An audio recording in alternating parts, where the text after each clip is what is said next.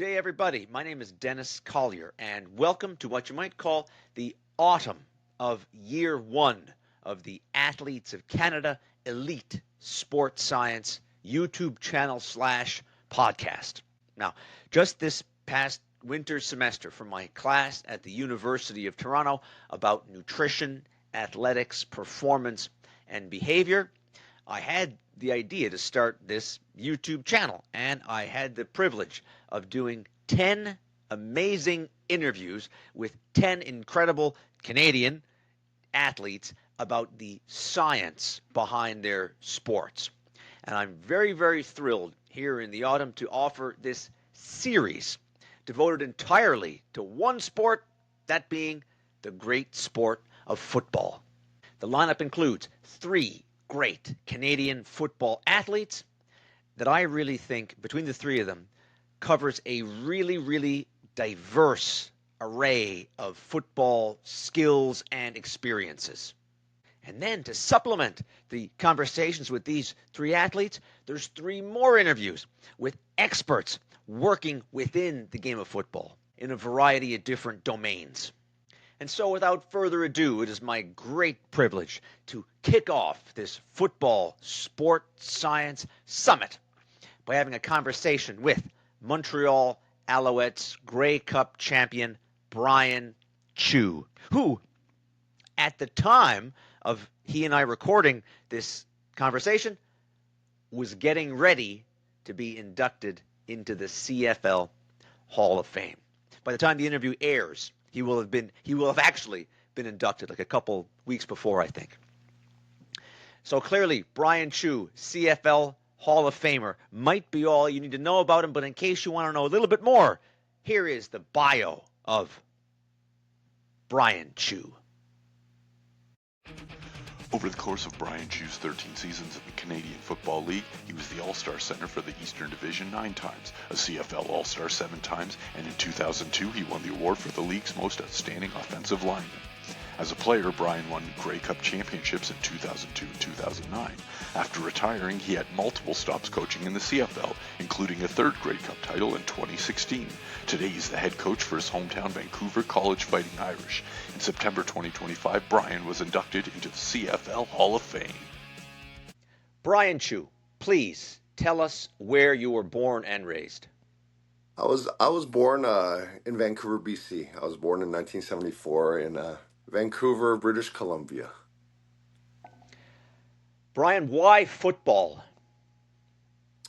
For me, I think the biggest thing is I didn't choose the sport. I truly believe the sport chose me. I was grew up a little bit bigger than the rest of my classmates, and I enjoyed the roughhousing, I guess, and the violence of the game of football. I mean, being a rougher kid, I think, like hitting kids, you get in trouble.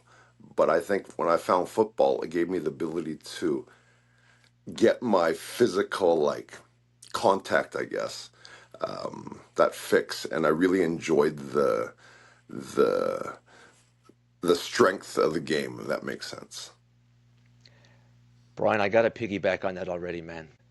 I think that's so interesting, and if I may elaborate, I think that's being weeded out of the modern world that we're all trying to live in. But listen, as you just said, and I agree with wholeheartedly, there's some people in this world that need that outlet. That's right. Whatever term you want to use. Yes, physicality. So football provides that in a controlled setting. That's it. And there's value to be had, Bryan, I think, in learning how to deal with, let's call it physicality. Sure. We call it violence. Yeah. In a controlled manner. There's value in that, man, I think. 100%. I think the biggest thing for me was I lost my dad when I was a year and a half old, so I didn't really grow up with male father figures. I had an uncle, and that was about it. So being involved in the sport of football, I had those coaches that I looked to almost as that father figure that I didn't have. I did. We could go on and on, man. That's such a story you have, Bryan. We're going to get into as much of your incredible story as we can. Sure. in the next hour and a half, give or take, hour and 25 minutes. And Bryan, if I may set it up here, Sure. I got three ideas, three Yeah. components of what you and I, mostly you, are going to talk about here today. And it's all related back to the specific expertise that you bring to this discussion of football. Number one, we're going to talk about coaching from the kids right up to the professionals. You've done it all. That'll be topic number one. Sure. Number two, we got to give a shout out, as you call them, the big boys, Yeah. the linemen. Absolutely. Absolutely. Absolutely. Specific skills, specific things pertinent to linemen. Although we're going to lump them all together, Bryan. We're going to do offensive and defensive linemen together. Is that okay? Okay. Absolutely. Absolutely. Yeah. Absolutely. I'm easy. All right, and then finally, I think we're going to finish on a philosophical note. We're going to talk about the very broad topic of winning and losing. And just to set the stage, why you got to wait till the very end. This Yeah. is going to be, of all the interviews I've ever done, this is going to be my most master class ever in timing, because I'm going to try to save to the very end. And here's the teaser, here's the cliffhanger, what I think could rightly be described, and I'm not overselling this, as the single most incredible finish to a championship in the history of North American professional sports. Accurate. Bryan, would you? I agree 100% with you. 100%. Anyway, and that's how this man walked off the field. So anyway, we got an incredible story. So let's get started here. Sure. Again, topic number one, Sure. coaching football players. Okay. And Bryan, here's how I'm going to start. I'm going to quote you, actually. Okay. Okay? Okay. You didn't know I was going Yes. to do this, but here I I go. did not. Okay. I like it. So, I think it's fantastic. So anyway, here's the story. Bryan doesn't know me from a hole in the wall. But I email him and I say, Bryan, we're doing this thing for football development in Canada. Are you interested in doing it? And then there's a little bit of a back and forth in the email change about how the football community has really been quite incredible in terms Absolutely. of opening up to this idea, and people say, yeah, I'll do that. I'll help you out. I'll help you out. Sure. More so than many other sports, Bryan. Anyway, here's the quote. It's almost like, I don't know if this is even your quote, but it sounds like it's like could be from a philosophical textbook. I'm going to read you the quote, and then I'm going to if you can, I'm going to put you on the spot to elaborate just maybe a little bit more what you mean by this. Here's the quote Bryan sent me in our initial email exchange. Football is an amazing game, but I truly believe that we are not in the football business. We are in the building relationships business. Players don't care about how much you know until you show them how much you care. So on that note, Bryan, can you elaborate a little bit on that unbelievable, Absolutely. fantastic quote? I'd love to take credit for that, but it didn't come from me. It came from one of the best coaches I've ever had in my career, and his name is Mark Trestman. He was my coach my last 3 years in Montreal before he took the head coaching job in Chicago. He was the one that really changed my perspective on the game and helped me understand that getting to know your teammates outside of football has so much more value than everything you just do on the field, because you have to develop that trust and that understanding of each other and how we work. And the closer we got as a team, you could feel the energy shift. And it was never about winning anymore. It was about just doing the best for your teammate next to you, your brother next to you. Don't let him down. So it became a bigger purpose than just the score. Bryan, if I may, I might even call back to what we were just talking about there 5 minutes ago, about how football is such a physical game, and the reliance on your teammate amplifies in a game like this compared to other games. Because if you miss your block, what happens? Your buddy gets 100%. physically has consequences imposed upon him.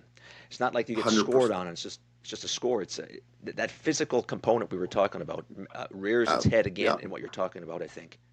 And it does. And I think the first word that comes to mind for me in terms of our teams, interconnected.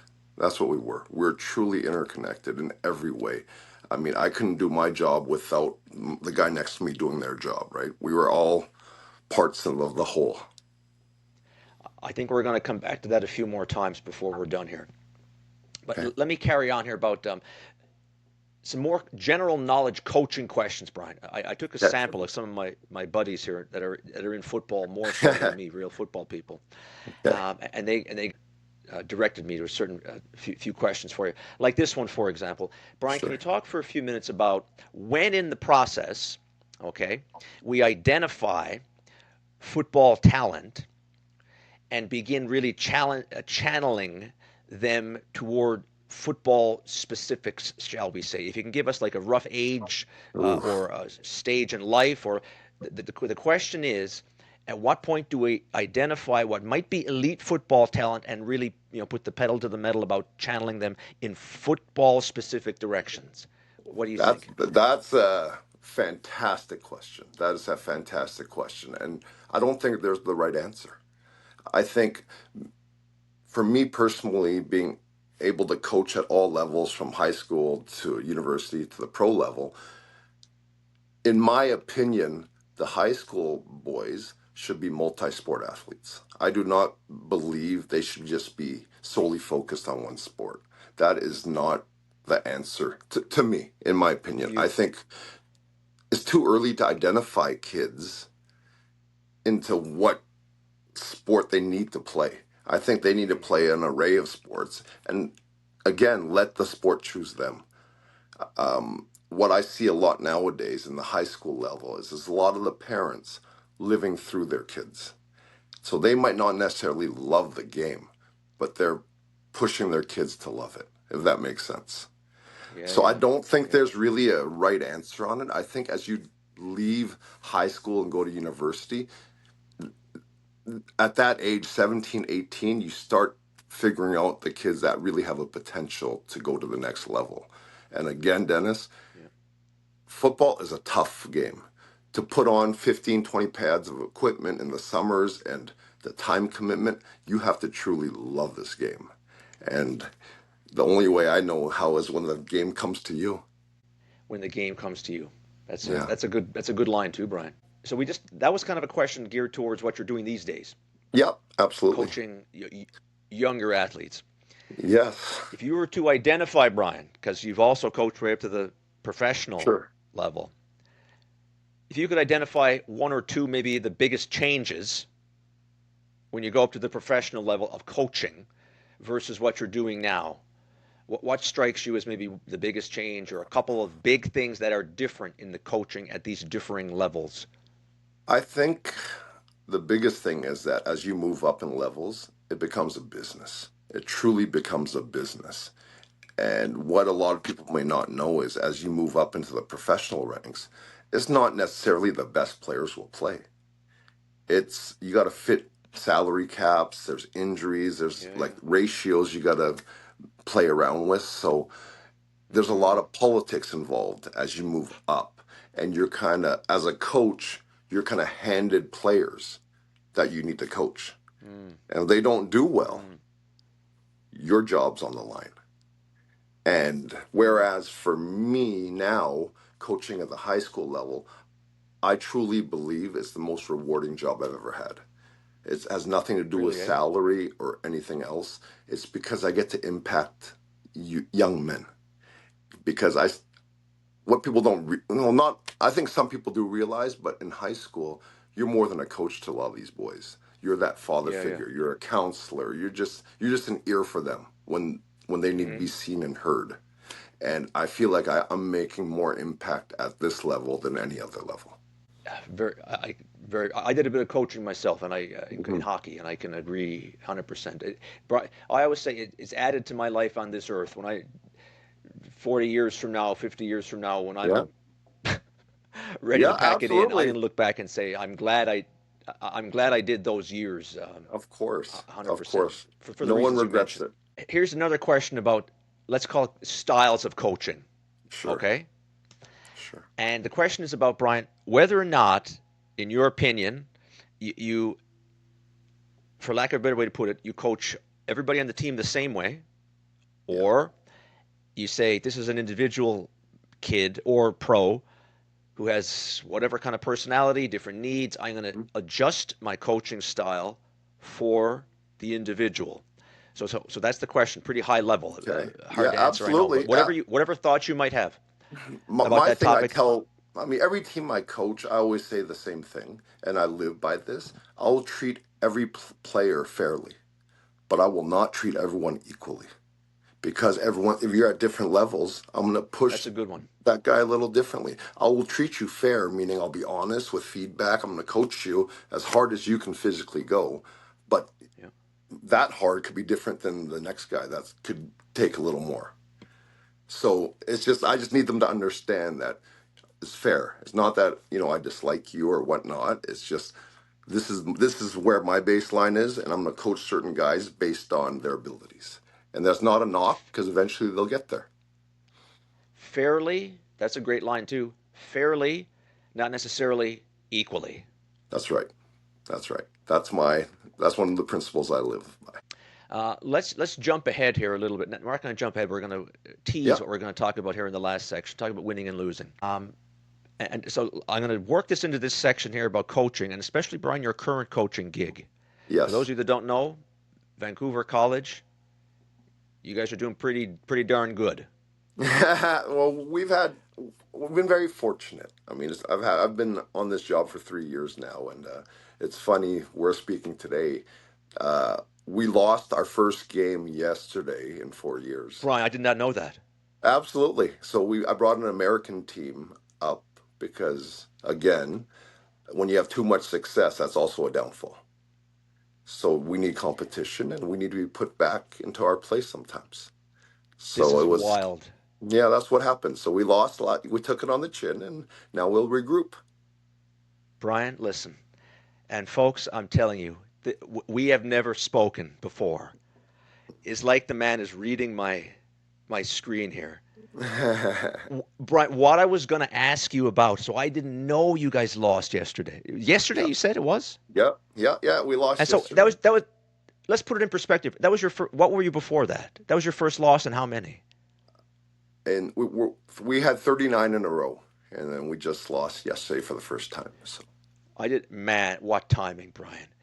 Did you know you were? it's all Did good. let me ask you this? Because did you know you were going to lose that game? Like, were they that much I'm better not than gonna lie you? to you. I'm not gonna lie to Yeah. you. Yes. You thought you were going to get your butt kicked. When I scheduled this back in December, I just knew the team that we had and the amount of success these boys have had. It's something I call the success flu. We have a success flu right now. Too much success. It's that feeling of entitlement, hearing all the praise that everyone gives you, the the attitude of coming to work every day and forgetting that what it took to get us there. So yes, I expected it, but probably not as bad, but I expected it. That's why I scheduled a bye week, which means we have an off week next week. So we're gonna Yeah. break everything down. They're feeling terrible right now, and we'll slowly build them back up properly. So again, let me lay all the cards on the table here. I want to explain to people what I was going to get at with this question, and I was dancing around asking it, Yeah, Brian. sure. So I knew your team had won whatever it was, like a 39 in a row, Yeah, 39 and 0. And my question about winning and losing was going to center around the value of losing. hmm Okay. You and I are fantastic. going to talk about winning and losing later, Sure, but we're going to, just for the sake of time, we're going to save it to your experiences in the professional level of winning Grey sure, Cups and losing Grey Cups. sure. But I knew your team was like 39 and 0, and as a former Right. coach, I told you Yeah. that struck me as being all right. Because Brian, if anyone on my old team is listening to this, they will say, you know what Dennis always said was the best possible record, and I was only half joking, Brian, when I said is to be one game Yeah. above 500, Yeah. because that means you're competitive, you're winning That's right. some, That's right. you're having fun, and winning's more fun Yeah. than losing, hell of a lot more fun than losing. Sure. Sure. But you're Sure. also learning things because you're playing people better than you. So my That's right. question was going to be to you about, as a coach of a team 39 and 0, is there anything you can do to introduce the lessons of losing to these Well, yeah. boys? Great question. And that's what you Well, did. yesterday was the perfect example of it. Just finally seeing other teams dominate you. And what I told the Yeah. boys post game yesterday was, we just took 2 minutes, and I just have everyone just stare at that scoreboard. I wanted that ingrained in their minds, that score and the feeling. I wanted them to sit with that feeling and just feel the emotions of it. And how did it make you feel? And I want you to go and look in the mirror tonight and say, did I give it my all? Did I truly give it my all? And if you didn't, you got to figure out why not. And it's okay if you Mm-hmm. didn't. This is called learning, right? And I refuse to use the word lose. We didn't lose. We just ran out of time. We don't lose. You either win or you learn. You win or you learn. That's it. Yeah. That's Bryan. I'm really blown away that that happened yesterday, It did. and I had all It this. did. Man, what timing! That is such great timing. So with the team, Absolutely. they were who were just like curiosity. They're an American team.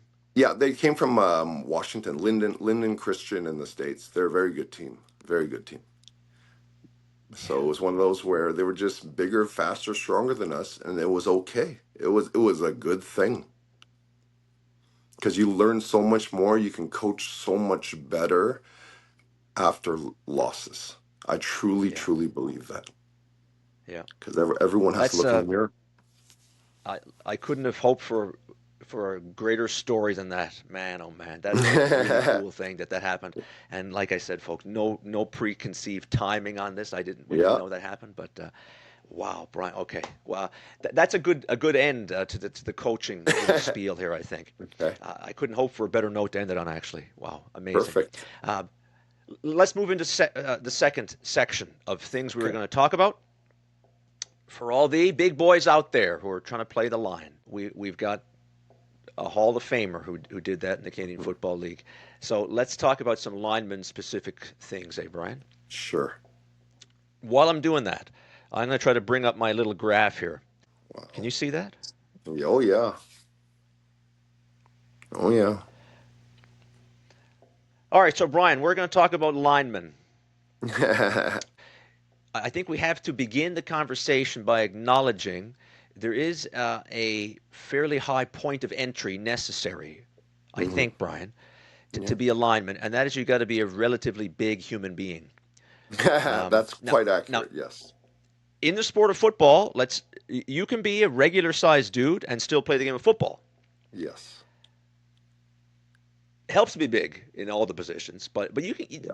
there could be a spot for you in football if you're not a really big human being. But to play the line, I think, as I would call it, there's a cutoff point. There's a bar to Absolutely. entry.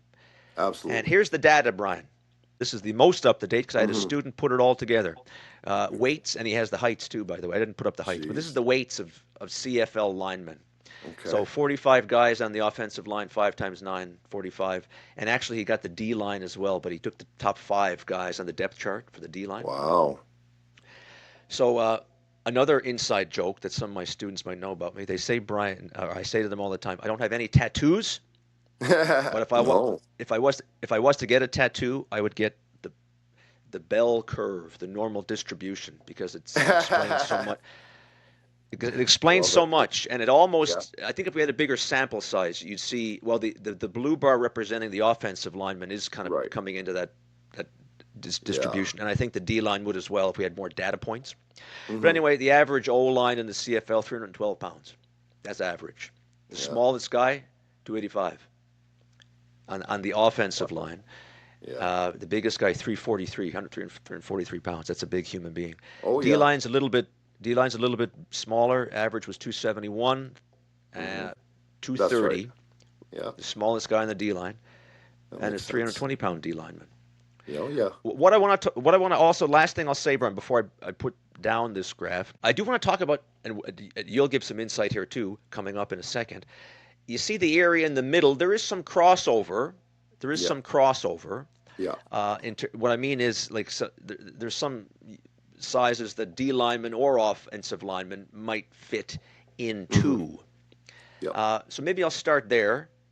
I'll Sure. bring down my graph. and I'll ask you the question: what kind of processes or what kind of evaluations might you have in distinguishing who might make a good offensive lineman versus who might make a good defensive lineman? It Offensive linemen, first of all, are broken up into three main categories, being the center, and then the two guards is a separate one, and then the two tackles. They tend to range in size. The longer, meaning taller guys with longer arms, tend to play the tackle positions, and the shorter, stockier ones tend to play the interior positions. And it's kind of interesting. There's been several studies done out there that the closer you are to the ball, the higher football IQ you tend to have.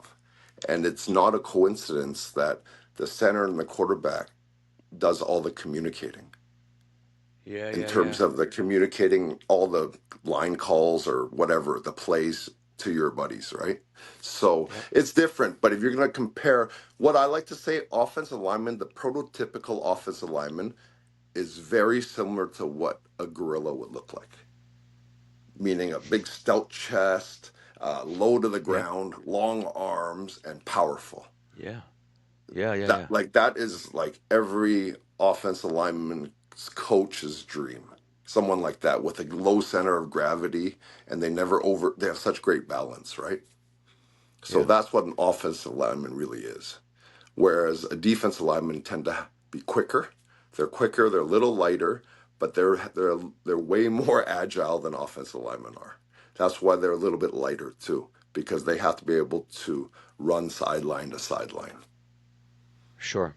That makes With some sense. overlap, like we said, there could be characteristics of both those things, Yeah, but even generally the D speaking, line is a little different. The interior D linemen tend to look more like offensive linemen because they have to be heavier when you're closer to the ball.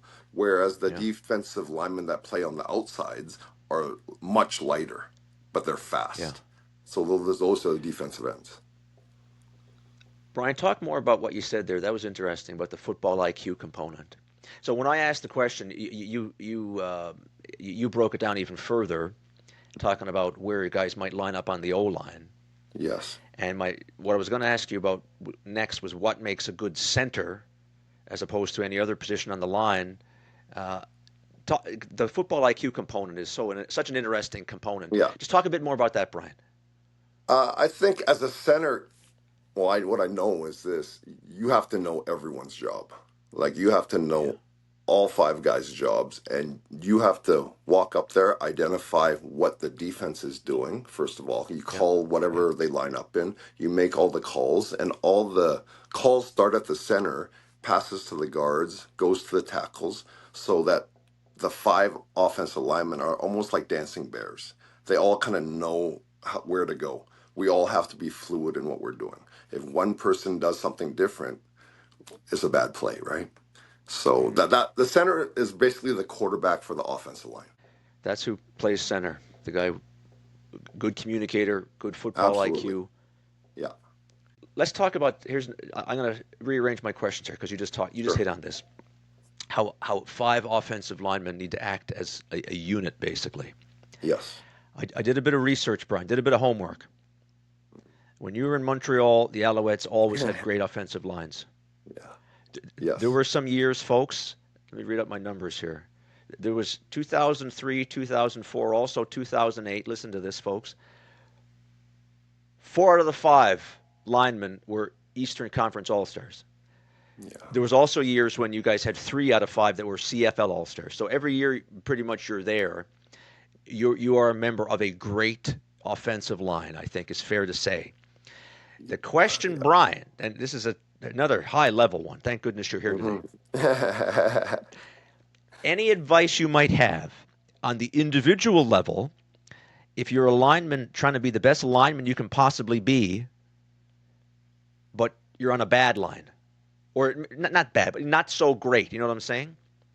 I'm trying to maximize my individual skills Yes. and Yes. contribution, Yes. but the line itself is not so great. What advice would you have for a lineman who's in that situation? You're only as strong as your weakest link. If you feel like no everyone's not at your level, you have to find a way, like those relationships that I'm talking about, and understanding why these guys are struggling. And you have to become almost a coach.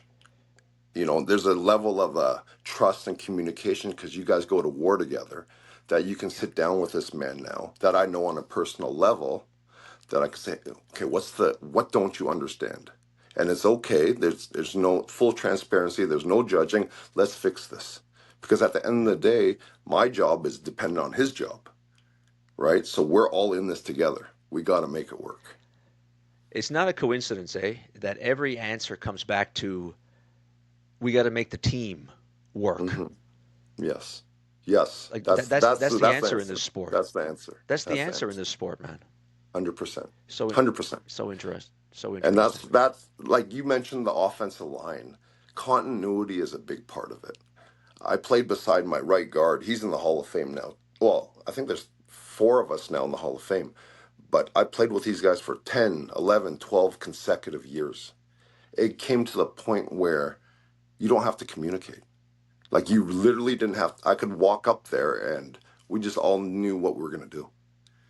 Like some of those things, it's not about coaching even. It's just having that familiarity with each other and that trust level and understanding each other as teammates.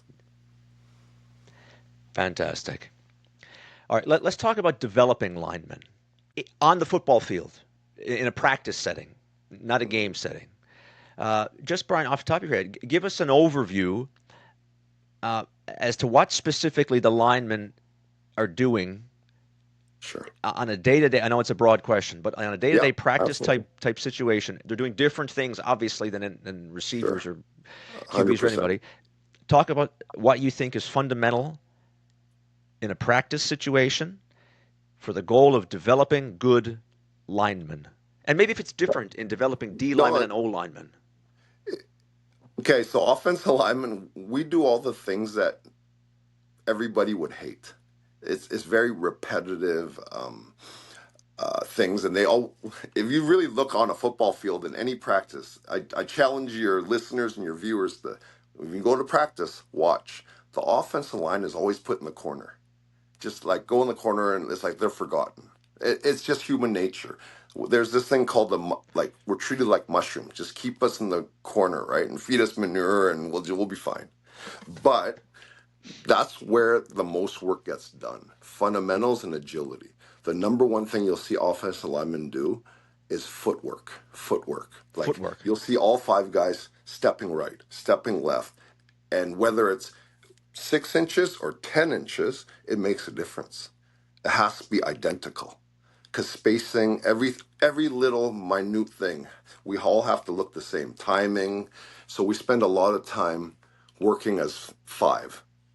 And then we work on posture, the way we carry ourselves. Just like I mentioned, the gorilla, the chest Mm. up, shoulders back, and you're sitting in a cylinder. So you're never overextending your body. So you spend a lot of time with balance, with a lot of hand work, hands, like you moving your hands around to keep guys in front of you. And those are the main things. There's obviously more fine-tuned things involved in that, but we spend a lot of time on the fundamentals, agilities, and then communication. The coaches will yell the plays, and we'll be like, okay, I got this, so that we're all on the same page. And then he'll test each and every guy. Makes perfect sense. All right, so that question was geared towards, let's call it football-specific skill development Okay. Yep. for linemen. Yep. Now, Brian, I want to hear your thoughts, quick about, let's call it off-field training / development for the purposes of creating the best possible lineman that we can. I know you guys have a great weight room Yeah. there at Vancouver College. Yeah. Um, Offensive linemen, we're a unique breed. We like to do everything together. And I don't think it's a coincidence. You have to be together. You have to actually enjoy each other's company. Like it's a different level because that's how we always held each other accountable. So it's like you would never see the group of old linemen going to eat on their own.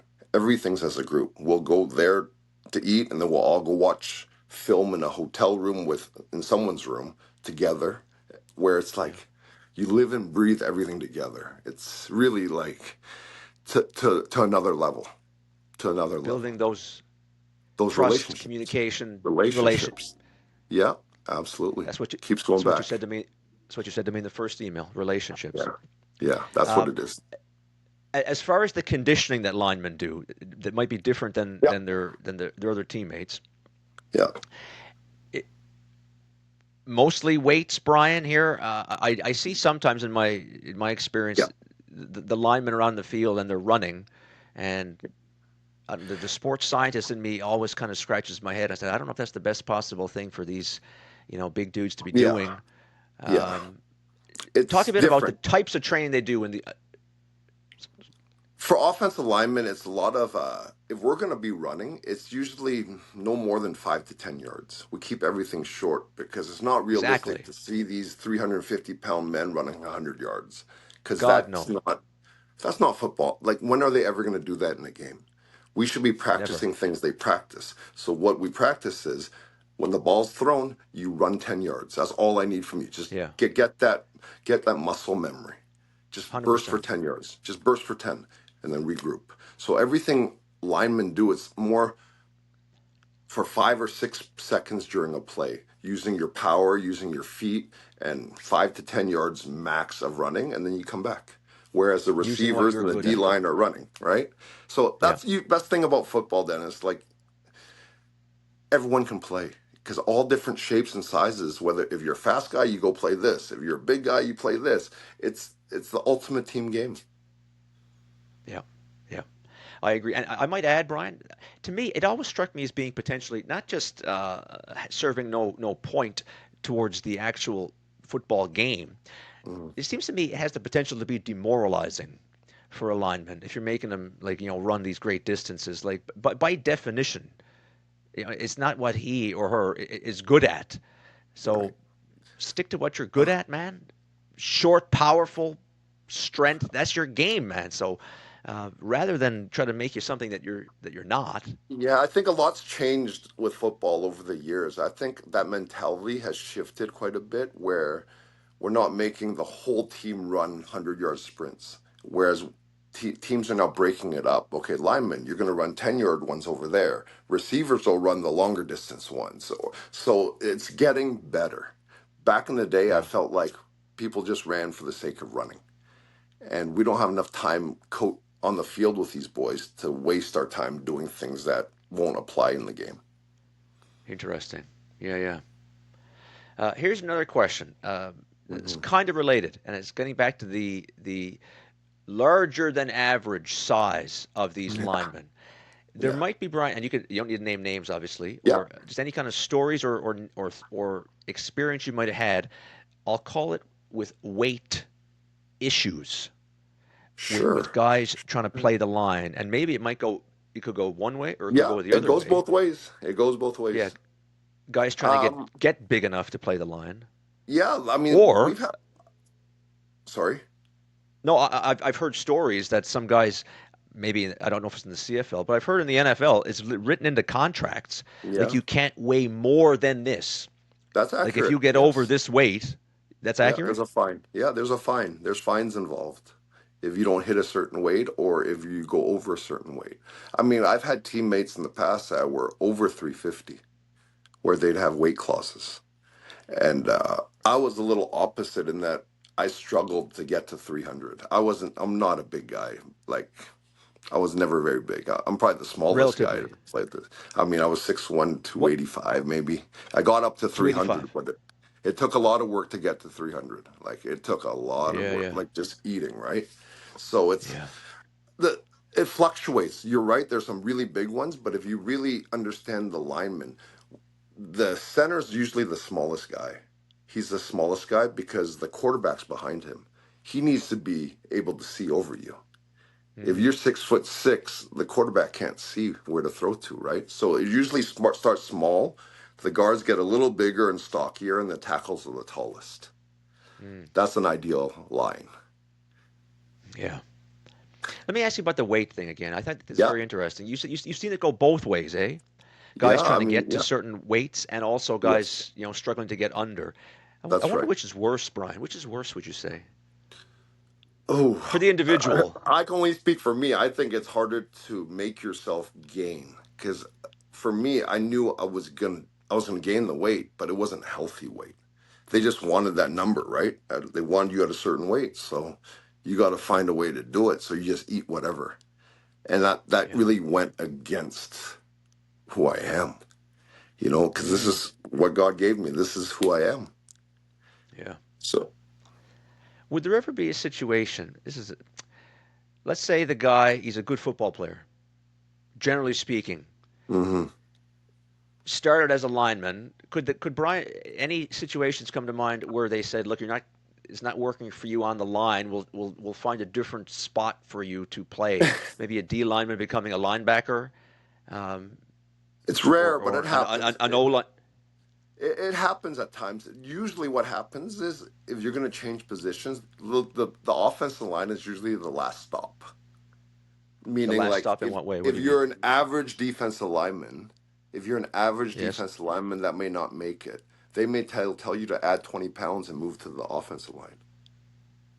But I you don't see. see it. You won't see it the other way. You won't see the O You don't see lineman it the other way. go to the D lineman. It's because defensive Gotcha. linemen tend to have better feet. They're more athletic, and then if you can get some weight on them, it just translates better. Mm. So you take a good athlete who's on the D line and say, if you bulk up, we'll have a place for you on the O line. Yes, But yes, that the happens. way you phrase it, the O line's the last stop. You say. Yeah, absolutely, because offensive linemen are so specific with their skill set. There's not Oh, many other positions that require that because linemen aren't built for speed, and yeah. speed is the name of the game, right? Now you got me curious, and we don't have the time. We could have talked. We didn't really talk about your own personal path to getting to where you got to. But now Yeah. you got me curious. When you start football, Brian, do you start and you're an offensive lineman? No, I mean, you know what? I was relatively big when I was younger, so they just kind of threw me there. But I was never an offensive lineman. I was a defensive lineman, actually. I got my scholarship to the States as a defensive lineman, and then they said, gain 30 pounds, and I did, and So this then is they your own converted me. story. Wow. Yeah, so I got Wow. converted from defensive line to offensive line, and then the rest is history. Yeah. What about, let's go back even further. How old were you, Brian, when you started playing football itself? I was 13. I was in eighth grade. Yeah.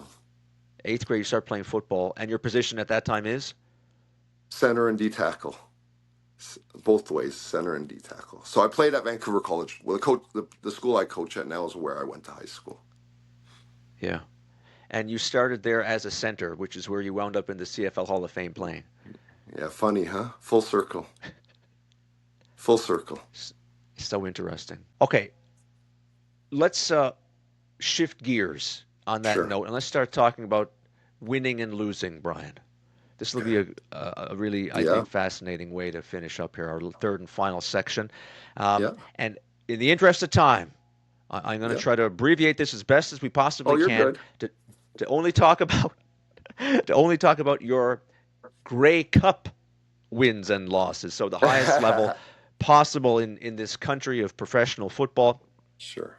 And you were there how many times? Eight? Nine, including coaching. I've been at Yeah. part of nine Grey Cups. Yeah, nine Grey So Cups. we're in the right place here. Yeah, yeah. It was nine. Seven as a player. Seven as a Is that player. right? Yes. Yes, It's a seven as a lot of player. it's a lot of Grey Cups. A lot of So heartbreaks. a lot of heartbreaks. Yeah, a lot of Absolutely. heartbreaks. Absolutely. Let's start with some heartbreak. We'll Sure. do it in chronological order. Sure. Um, so the first Grey Cup, Brian, you're in the year 2000. Yeah. Yeah. Get your Heavy, butts heavy kicked. favorites. Heavy favorites. We Heavy, were heavy Brian. favorites. Yeah. Heavy Uh, favorites. yeah. And we're In playing my BC. research, in my Yeah. research, I Yeah. learned, maybe to this day, certainly at that time, it was the only time that a team won the Grey Cup who had a sub 500 That's record right. in the regular That's season. right. Back That's back to right. my little thing about being 500. This team was Yeah. below 500. That's right. Never That's mind right. one game above 500, Bryan. Yeah. Yeah, no, you're right. But BC they peaked at the right BC time. was They below. peaked. That's right. That's right. That one hurt. That one hurt. That was my first one. That was 2000 in Calgary, and that was my hometown team, the BC Lions. And looking back, I think we were a little just young, inexperienced, didn't truly understand how to win. How to win. Um, I think it's the lack of maturity as a team at the time, and we had to go through that to learn what it took and understand the stakes of a Grey Cup. I think, Bryan, look, whether it's football, certainly hockey, Hmm. we're seeing that these days. I'm a Yeah. hockey guy by nature. Awesome. This guy out west, Connor McDavid, who can't, Yeah. and many guys before him had to lose before they win. Yes. Yes. And when we're talking about the 2000 Grey Cup, this is your first experience on the biggest Yep. stage in Canadian Yep. professional football. Again, to reiterate, the Alouettes heavy favorite, Yep. and you guys lose. And Yes. my question was going to be to try to pry out of you lessons that were learned from that, and what you come up with is the need to learn how to lose before you learn how to win. Yeah, that's the biggest thing. That to me is that's the biggest thing. I think at the time, if am really honest with myself when I reflect, we thought getting there was it. Like we were just happy to be there, to be Happy a to be part there. of it, instead of Yeah. we're not done yet. Like we got to finish to be really happy, you know. Yeah. So I think we saw that winning the Eastern Final was essentially a championship already. And then Really. one of the big lessons was you can't take a team for granted. Just because they have a losing record means nothing. Yeah. Anything can happen on the biggest stage. That football is not like a soccer. It's not round. It takes funny bounces. You got to respect the game and you got to respect the opponent. Yeah. Great lessons, and so applicable to football, and I think so many other sports. 100%. Um, let's take it on a happier note. Mm, Okay, we're gonna jump ahead here. The year 2002, your first Grey Cup victory. So I yes. guess my question would be, Bryan, what is different now? Okay, you win in 2002. You just come off a loss 2 years prior. What are the lessons you learned from winning that Grey Cup in 2002? Level of confidence. The biggest reason why we're successful that year was our head coach. We had just brought him in that year, Don Matthews. He's the winningest coach in the CFL. He brought a level of confidence that we all just emulated. Like we actually believed because we loved this man. He cared about us. So he always took care of us. So we felt like we got to fight with him. You know, we're in this thing together. Like let's get this for him because the funniest thing about that 2002 Grey Cup was he had been fired the year before from Edmonton, and we were playing Edmonton in the Grey Cup in Edmonton. That's So we right. almost took it as a chip on our shoulder. We're going to win for him. So you can really see us bond. And then we went to Grey Cup. It was a business trip. Like there was no fraternizing with family, like going out for dinners. We were locked in. Like we just got to go get this done because we were now the underdogs and they were at home. So Bryan, I'm going to disclose this for you. I know you had to talk about this, but yeah, I do want to point out. I don't know if you can see this. yes, yes, I'm yes, a yes. I'm a longtime Edmonton fan. Okay. This particular sticker is from the '94 Grey Cup championship, by the Oh, way. jeez. I love it. I love it. Anyway, you beat my team that year. Yes, Um, but yes, yes. hey, I didn't know you and I would be having this conversation. What is that? 13 years later, or Quite a few 22 years. years, 23 years later. Yeah, yeah, yeah. But that was your first Grey Cup victory, and Yes. I think it is super interesting. Okay, I asked you what's different, and the answer you went with was the coach Hmm. as being Hmm. responsible for gluing it all together. That was the big difference. Coaching, someone who that doesn't play it down, Yeah, but that yeah, was the answer that came to your head. Yeah, he didn't The play it leader, down, the but he guy at had the the top. biggest impact. I mean, he was our voice. He was Yeah. our leader. And I mean, whatever he was saying, we ate it up because we truly believed him, because we had a level of trust and respect for him. And it doesn't happen with every coach, especially at the pro level. But when you have that level of respect, you'll do anything for that man. Bryan, you're saying things that are so interesting. I'm going to have to go back to our first section about coaching. Yeah. Like what did he do? Can you put your finger on it? Like what did You he could do as a coach feel that, to I mean, engender that respect from among you guys? because he would meet with the veteran guys on the team and just whether it be how are we feeling today? Are your legs heavy? Are you guys beat up? Do we need a day? Little things like that where he checked in on us made us feel like we had a voice. It Yeah. wasn't just his team, it was our team. We're all in Yeah. this. And that he had to also trust us at the same point, not to BS him just because we didn't feel like practicing. Like there had to be a level of trust and respect there that we built throughout that season. That's why it was Yeah. so magical when it came down to it. No BS, you say. Now let Yep. me add this, because as a fan from the outside, you obviously have the inside track. As a fan on the outside, who's looking at this coach that you're talking about, say for me, think what might make him respected. What might guys like about him was the fact, Bryan, that he had no BS. He was so genuine. Yes. And he He cared. was his own guy, Yeah. right? Yes. He was I his own like to use, character. yes. He was extremely authentic to who he He, was. And he owned that. He owned that.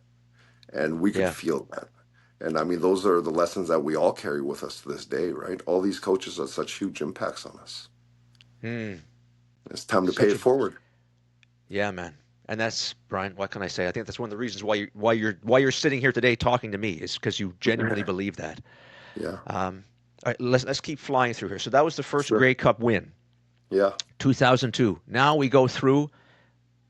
I choose my words nicely. Oh, Dry go spell. ahead. Yeah. Oh, yeah. It was a rough few years there. Like, yes. That was a So tough the stretch. Alouettes, great teams, Yeah. great offensive lines, Yes. but they lose. They get to the Grey Cup and lose four consecutive times in 6 years. Yeah. Yeah. Bryan, okay, I'm going to lump all these together, maybe. Or, you can feel free to distinguish in different years if you like. But Sure. my question was going to be during this 6 year stretch, you won one, you lost one. You keep getting there, you keep losing. Why do you keep losing? That's a great question. I, I still struggle with that to this day. We've lost some tough ones, whether it was double overtime against your Eskimos. We lost in BC for the Grey Cup. It was double overtime, and we lost. We've lost on 2-point conversions. We've lost the 2008 Grey Cup at home in front of 70,000 fans. I think there was a mental block. If I really look back, and I think we put so much pressure on ourselves in Yeah. terms of like just being the team, like, and then it got to a point where it was almost like a roller coaster and we couldn't slow down because it just felt like, oh, here they go again. They're going to go. And it's always stuck in your mind before every Grey Cup. Like, are we going to be the Atlanta Braves of, the CFL? Or the Get there Buffalo and Bills. lose. Like, when are we going to get that? Mm. And it's not for the lack of trying. I wish I had a better answer, Dennis, but I really don't. I just don't think we were united like we should have been. And then Yeah. Don Matthews left in 2006, and we got a new coach in 2008, and that was Mark Trestman. And that's where we kind of Yeah. went over the hump. Yeah. Let me throw one more possibility at you. Okay? Yep, And Bryan, this is something, believe it or not, this is kind of like a pet project of mine now.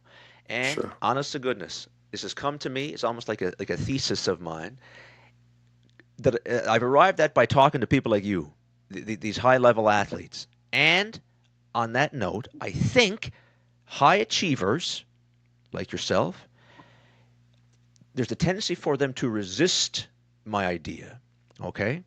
And my idea is, Bryan, that a factor I'll simply call luck has a big role to play in this stuff. Now, you mentioned losing games in like overtime when Yeah, really it could go either way. And I sure. think, if I may, the reason why high achieving human beings they don't like to acknowledge it. They don't no forget that. It's because you have, by definition, Yeah, you have no yeah. control over it, That's right. right? That's right. So you say, That's well, right. nope, you make your own luck, Yeah. but You I don't create know. your own. Yeah. You You create your do, own luck. you do for sure. And once you're there, all you can do, you work as hard as you possibly can. But I don't know, Brian. Like these, like a reason that you lost might be like you're playing four good teams in these years that you lost, and they're You're trying real hard 100%. too. No, you They're got to give trying them real hard credit. too. Yeah, you got to give them credit. But then it's like, I agree with some of those other people. I don't believe in just luck. I really believe in being prepared, and Yeah, you can't create that luck. That's just what my opinion is. But really, it's not never one play that will dictate an outcome of a game. There's always 5 or 6 plays in a game yeah, that will determine the final score. The problem sure. is you just don't know which 5 or 6 plays it's going to be. So that's why we Wow. tell everyone as a coach, every play is your last play because you don't Work know your that ass off on ball, every play. anything can happen. So Yeah, that's where I come from. fantastic. I'm going to segue again. You said 5 or 6 plays determine the Yep, outcome of a game. yep. Brian, we got 15 minutes to talk about your final CFL game. Okay, Could okay. be its own documentary. Could be its Yeah, own documentary. I think it is. Uh, I think there's a documentary out there. oh, there has to be. So, okay, I'm let me just sure set there the is. stage here. I want to make sure I get all this right. I've alluded it to as being, how did I phrase it at the beginning? The most amazing, unbelievable Yes, the championship best. game Yes, yes, in the yes, you did. history. Yeah, Find one. NHL, NBA, Super yeah, Bowl. You yeah. won't find one crazier, Brian. Not for I the don't think. ending. Not for the ending. The Not for the ending ending. was, yeah, yeah, Let me set the stage here, and Brian will take over. But 2009, Brian's team, Montreal, you go into halftime, you're down by 2 scores, first of all. Okay? hmm yep, You guys are down by 10 points heading yep, into the fourth quarter. And then I had yep. forgotten this, but I rewatched the game, Brian, this morning, actually. Jeez. Saskatchewan gets a touchdown Yep, with like 11 minutes left yeah, to put them up by 16. yep. Folks, you That's following all right. this? Like Yeah, if you're watching a football game and this touchdown goes in the end zone with 11 minutes yeah. left, you're up by 16. Brian, you should lose that football game. 100%. 100%. Like You Montreal should. should lose that. Yeah, but there's still time on the clock. Still time on the clock. There's still time on the clock. Yeah, it doesn't So let's matter until start. it hits zero. Okay, let's start when they score with Yeah, 11 minutes left. Again, to yeah, the outside fan, like I forget my reaction live watching it, but I'm assuming because yeah, the reaction would be this game's friggin' over. yeah, You're not coming back. The momentum's going yeah, their way. If you have a memory when Saskatchewan scores with 11 minutes left, let's start there. yeah. Talk about the mind frame on the Alouette sidelines when that ball goes in the end zone. You're down by 16, 11 minutes left in the Grey Cup. What's the thought? The doubts start creeping in. That's the truth. My my first thought was, I gotta come back for my 14th season. I can't go out like this.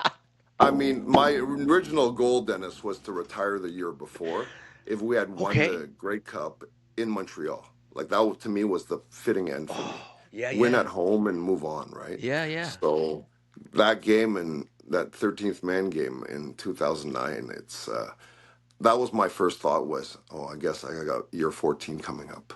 Like I can't walk away yet. I can't. So, but coach again comes down to my coach. He said, just believe. We're gonna get the ball back. This is what's gonna happen. We're gonna go down. We're gonna score. Like there was so much conviction with his words that you're like, let's go do it. Let's just go do it. So again, you mentioned the coaching, man. Like this is Yeah. a big thing in all sports.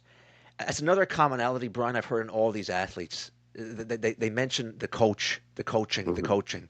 Even in sports, we don't think coaching is that important or as important. As it hmm clearly is in football, in Yeah. strategizing and coming up. Yeah. Yeah. But your answer, the guy who's the leader, the coach, is setting the stage. Boys, Yes. there's 11 minutes left. Yeah. We can come back. Yeah. There's no doubt in his mind. And as a player Wow. that loves your coach, you're like, let's just go do what we do.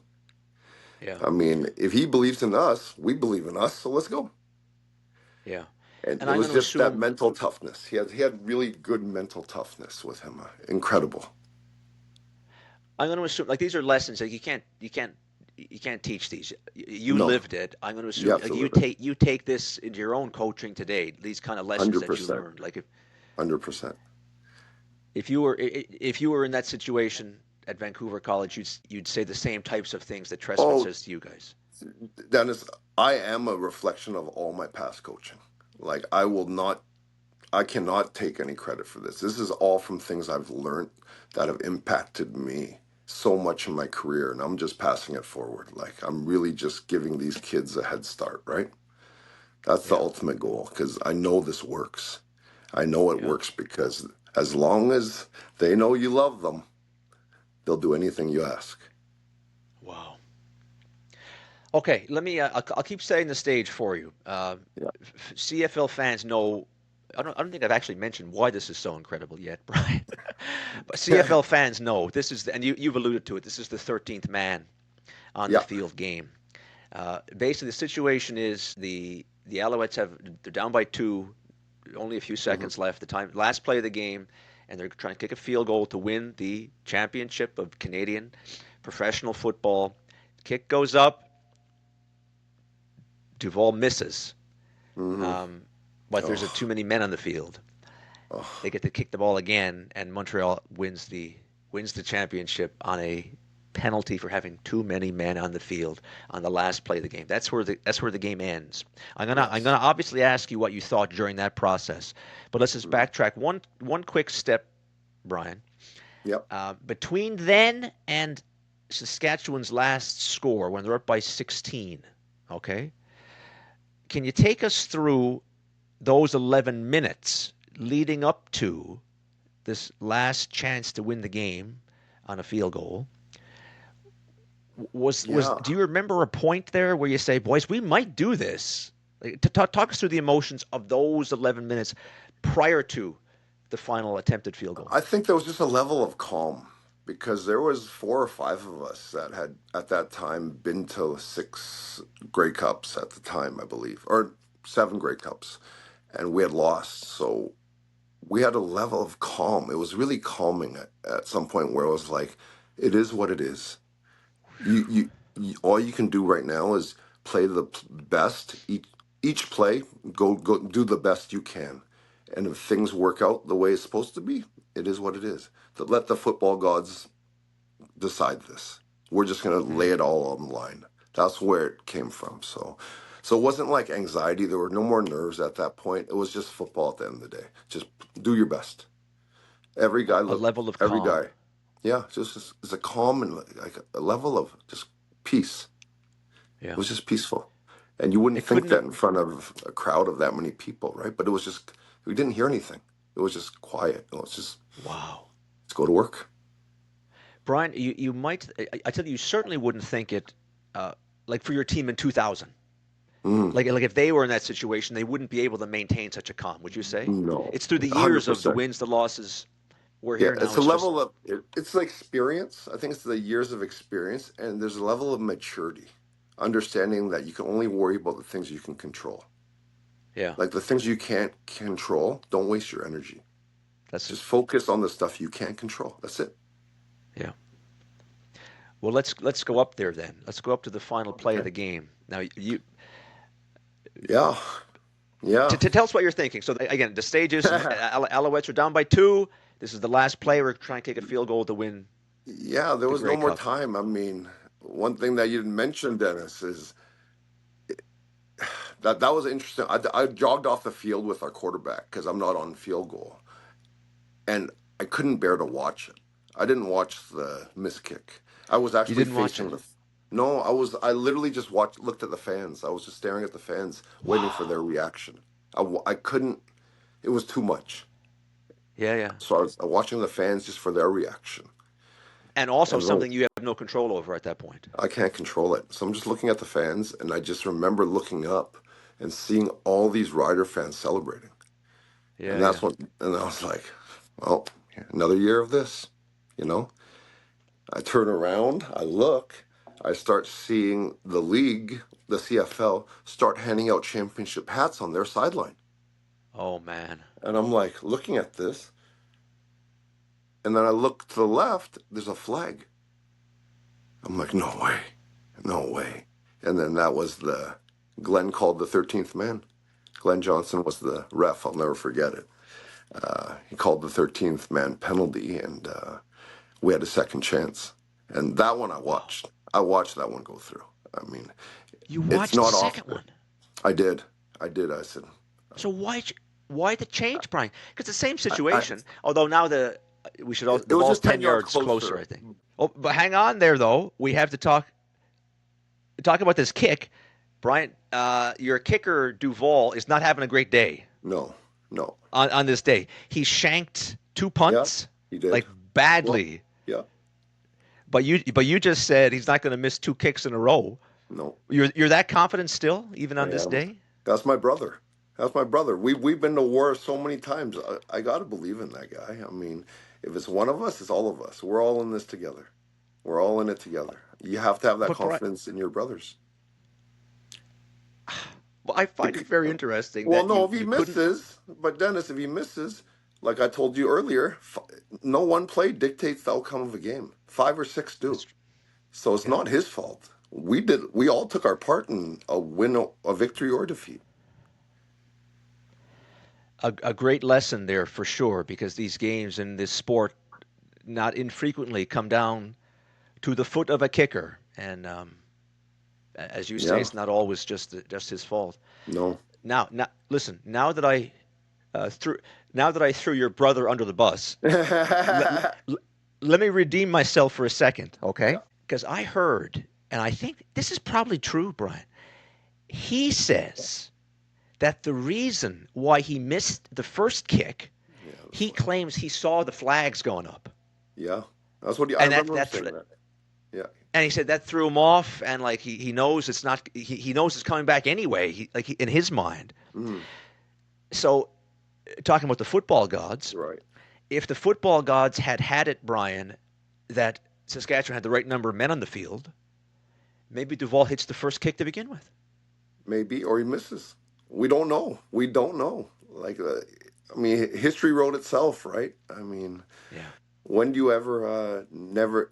I don't think there's ever been a game where you've never had a lead, but you win after 60 minutes. Like, not like that's never happened. You can't Yeah. like the clock was at zero when we won. Like there was no Yeah. time. So it's definitely a rarer game, and it's a fitting Oh, end. Fitting end. Montreal had 0 seconds of leading Yeah, in the zero, game, so zero, zero. until the end. Yeah. Yeah. So folks, I would suggest check out this game. Like if you're not a fan of the Canadian Football League, it's an all-timer. It's an all-timer. Yeah. And Bryan, to put a bow on it, you walk off the field at that time. Yeah. You alluded to earlier, you think if you lose, you're coming back for another season. Yeah. Yeah. Yeah. But when you guys are the champs here, at that moment, you're pretty sure. Yeah. I think I'm going Yeah. to call it a career at this point. Yeah. Yeah. I mean, how many professional athletes get to walk off on their own terms on the biggest Yeah. stage? I mean, that's one of those things where it was just time. And I never wanted anyone to remember me as a guy that hung on too long or Yeah. my skills diminished to a point where it was just not me anymore. I just wanted to Yeah. walk away from the game before someone told me I wasn't good enough. Wow. And Bryan, as a longtime CFL fan, you certainly did that. You Well, I certainly appreciate it. did that.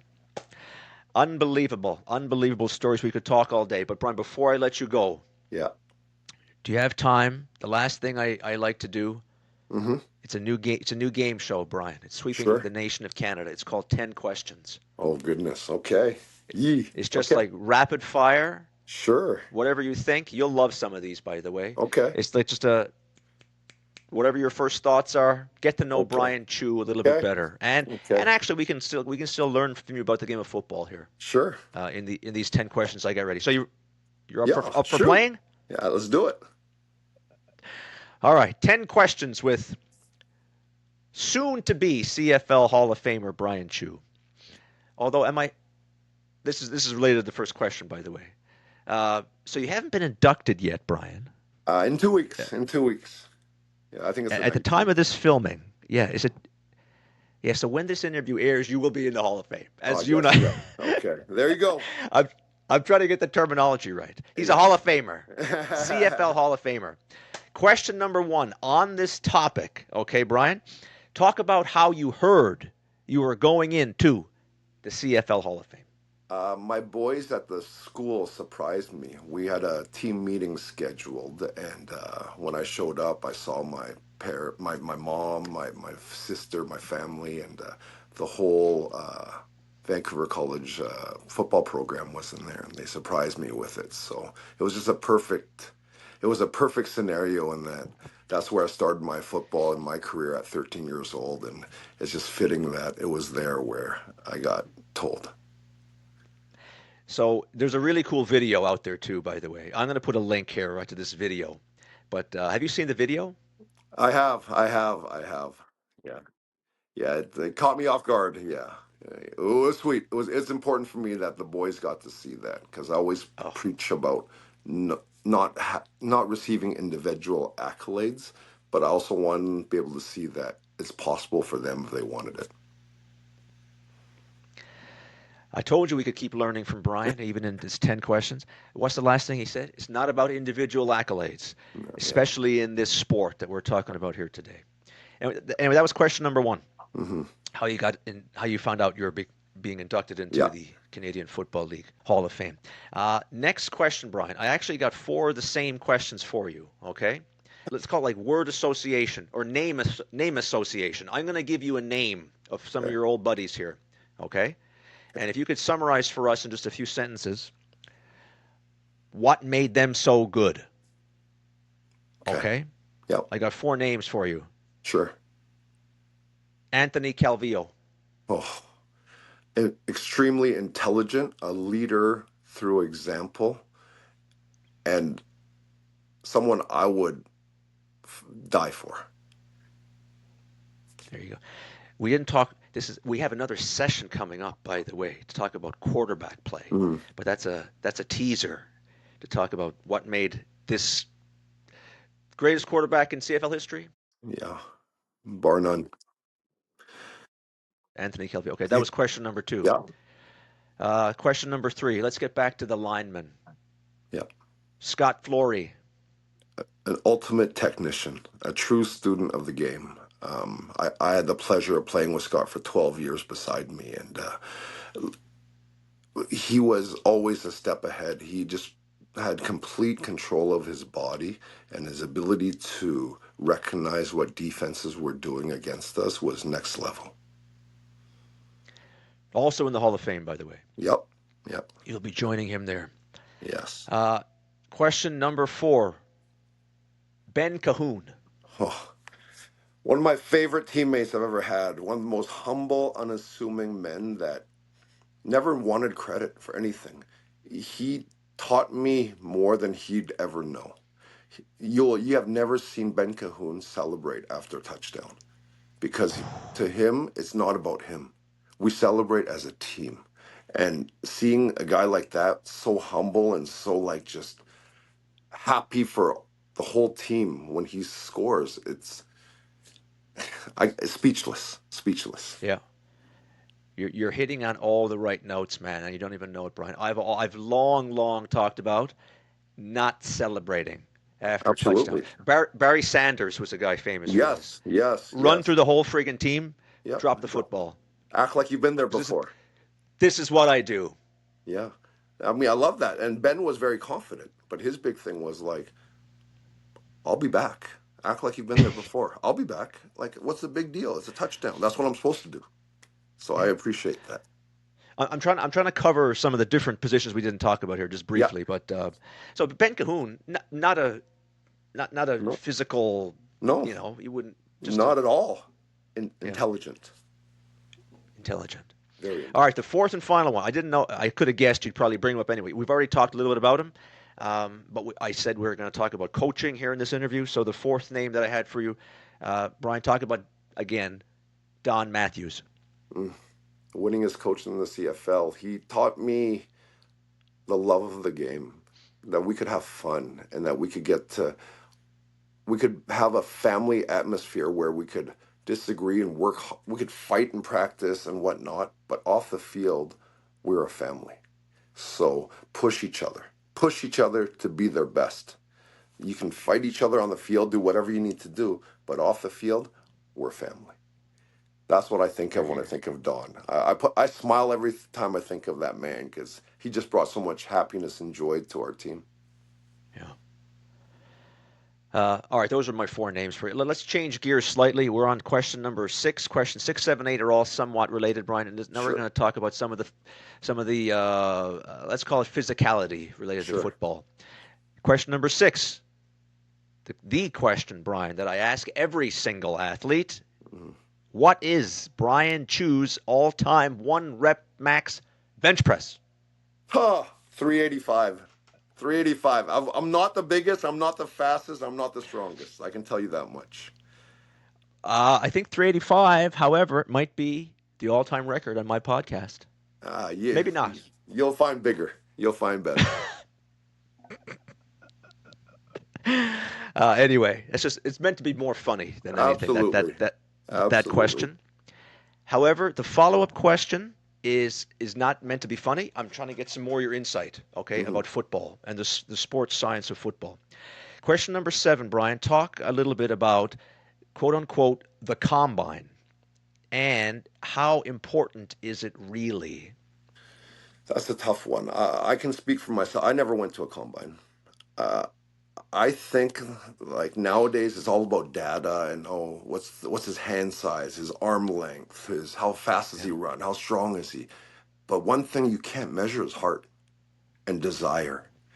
Like you can have all those physical tools, but you don't have the heart, it doesn't matter.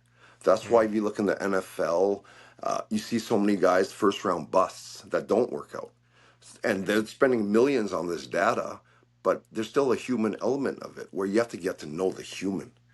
Like, yeah, how important is that game to you? So yeah, yes, you do have to play the game. I'll say in terms of going to the combine and fall into the certain parameters for my yep, position. for sure. Yep. But I think there needs to be more of the internal focus, the personalities, and understanding these men not just for their physical attributes. Let's keep talking about this topic. If you can come up with a name here, this might be interesting just for football fans. Speaking of physically fit specimens, is there a guy who comes to mind who you came across at any point in your career, college, wherever, Yeah. CFL, who you interacted with, who stands out as just being this guy is the physical specimen? Oh Big, yeah. strong, fast. Is there a guy who says like this is the animal of animals? Yeah, there's a few. There's a few. I mean, I remember playing a guy by the name of Cameron Wake. He's a defensive tackle. He played for BC for a few years and then went to the NFL and became the defensive player of the year in Miami for many years. And Yeah. I've never seen a man like 6'6", like 300 pounds, but he was as fast as a cheetah. Like he was so quick and long arms. I couldn't block him. I just couldn't block him. Like that's one of the few times I had to say he's just better than me physically. I just can't. Wow. So Yeah. that's an ego So check. interesting, eh? Yeah, Some of these people, like genetically gifted, a absolutely. physical And specimen. again, the combine missed him, right? And then he goes down to the States, undrafted, and becomes the defensive player of the year. Only 2 questions left. This Yeah. is another funny one. Number Okay. 9. Who is your all-time funniest teammate?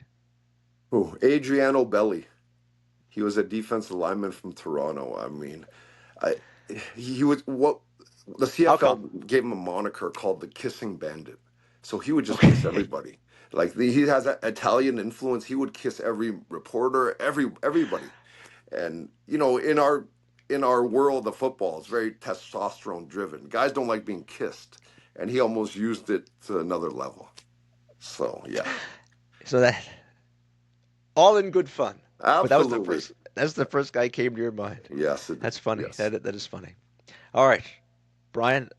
Question number 10. I think this is a good way to end our discussion here today. I have personally greatly enjoyed it.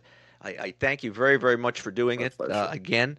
But the last question, I'm going to leave you with this, and you can have the final word as we go here. Bryan, a parting message to young football players today. They're interested in taking their own game to the highest possible level that they can achieve. If you had a parting message about the whole thing to that group, what would you say? Number one is have fun. Have fun. And number two is you got to believe in yourself. Opinions of others means nothing. You have to be all in on yourself. I mean, you can't let people tell you you're not good enough. Nobody knows you. Nobody knows how bad you want something. If you want it, you got to go get it. There's no excuses. There's no obstacles that are big enough, because if that's what matters to you, you'll find a way. So have fun and believe in yourself. Absolutely. Fantastic. So, Bryan, on that note, let me just again, from the bottom of my heart, thank you for being here. Congratulations on your induction into the CFL Hall of Fame, and it was an absolute treat for me to have this discussion with you here today. Thank you so much for having me, Dennis. We'll talk to you soon. Great. So on that note, I'm going to end like I always end by saying, let's go Canada. Support Canadian athletes. Love it. Love it. Thank you.